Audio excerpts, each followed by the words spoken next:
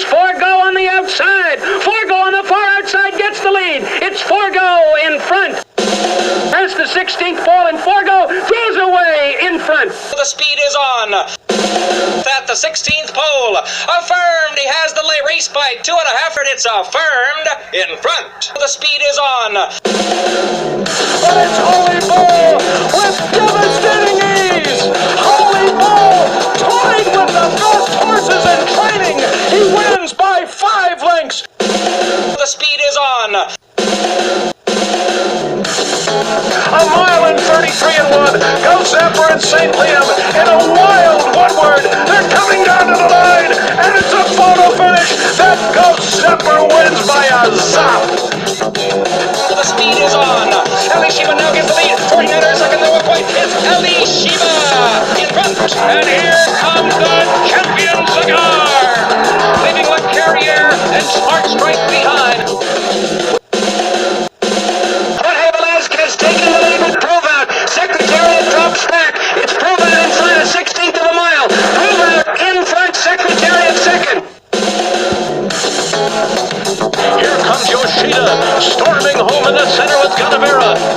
And Yoshida has taken the lead under Joel Rosario. Yoshida has won the Woodward. The speed is on. Preservationist cuts on opening between horses. Yoshida's closing on the far outside. Yoshida coming. A dramatic finish in the Woodward. Then we'll go to Preservationist.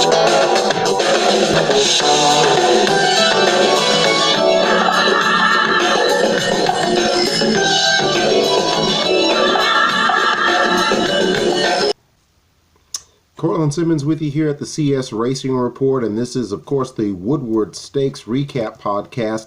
And going into this race, Vino Rosso was one of the projected starters. Todd Pletcher decided to skip this particular classic and point the horse, the Son of Curlin, toward the Jockey Club Gold Cup on September the 28th.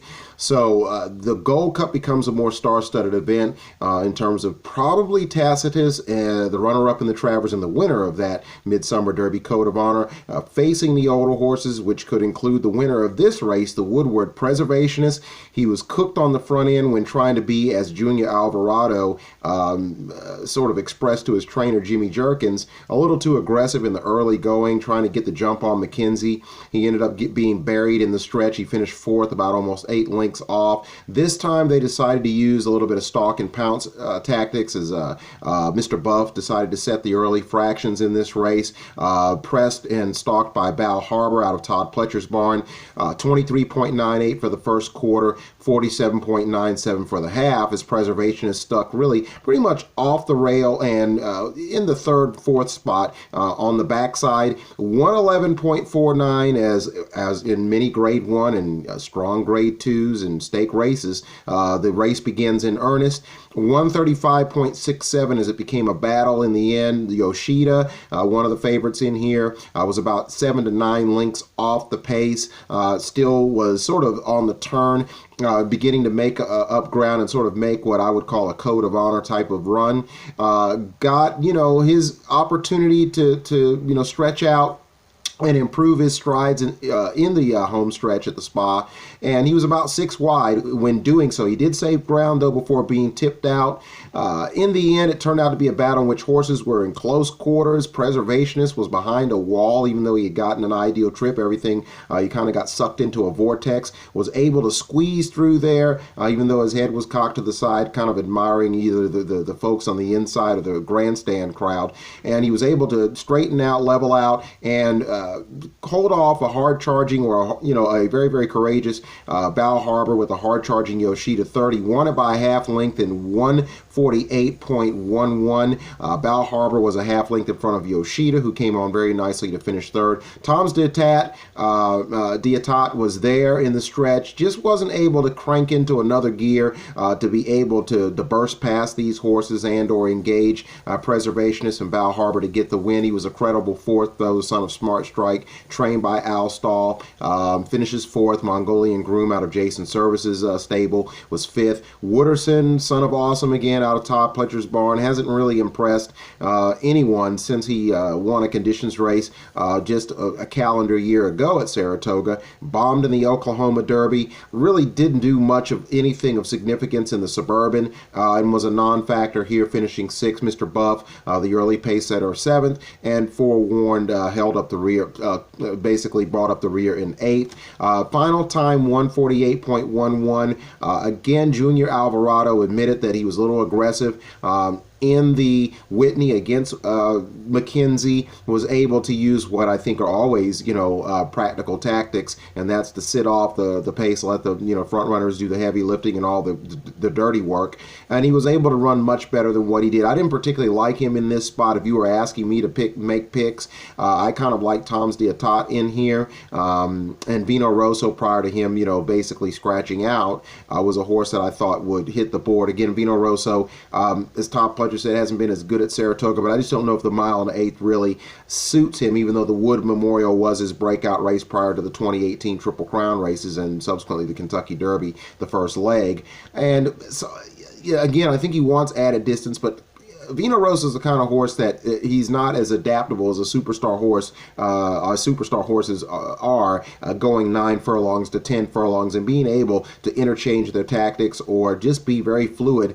in carrying out a certain strategy over a distance of ground. It would appear that the 1 1/4 suits him a little bit better. He'll get his opportunity in the Jockey Club Gold Cup no matter who shows up to sort of punch a definitive ticket to the Breeders' Cup. He's already won the Gold Cup at Santa Anita. But back to Yoshida, I'm not so sure if not juggling the turf and the dirt would have been a good idea, even after he broke through on the main course in the Woodward in 2018. I think that he's maybe, I think in the minds of some, I would agree he might be a little better on the turf. I think it just might be because he's capable, as I mentioned in calling Catholic Boy, he, like Catholic Boy, is a hybrid horse. He can run on turf or dirt. I think Bill Mott and those guys might be well served to sort of switch him off and then look at the option of running in these big dirt races.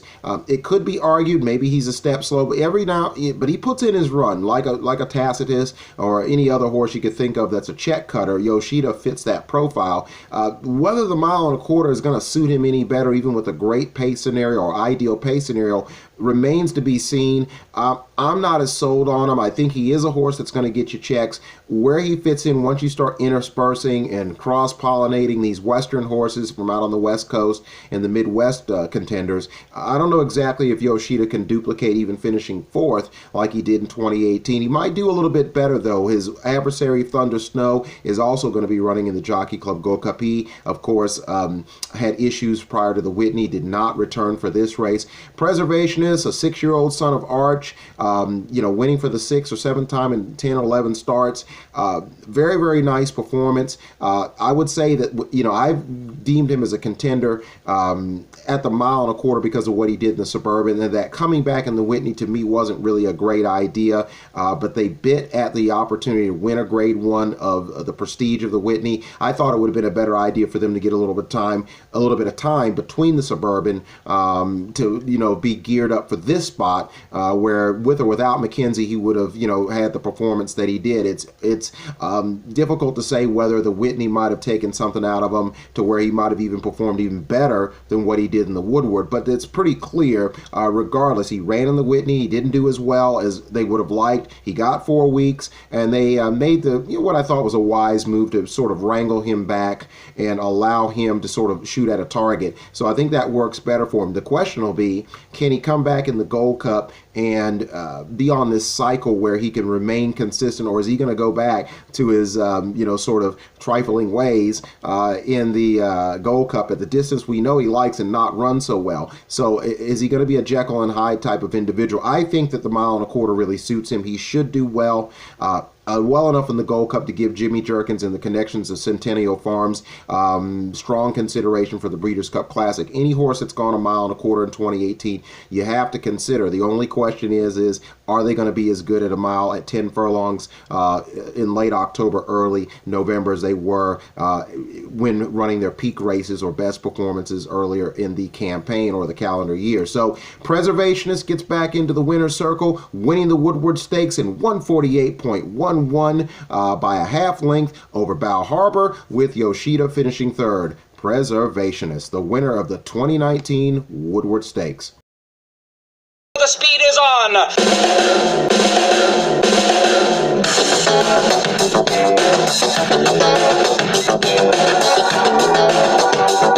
Take up in the red of the stretch. Bal Harbour takes the lead. Tom State Todd comes after him. Mr. Buff is given way. Preservationist comes to an opening between horses. Mongolian Groom is in tight. Yoshida's closing on the far outside. Bal Harbour, Preservationist, Tom State Todd, Yoshida coming. A dramatic finish in the Woodward that will go to Preservationist. Defeating Bal Harbour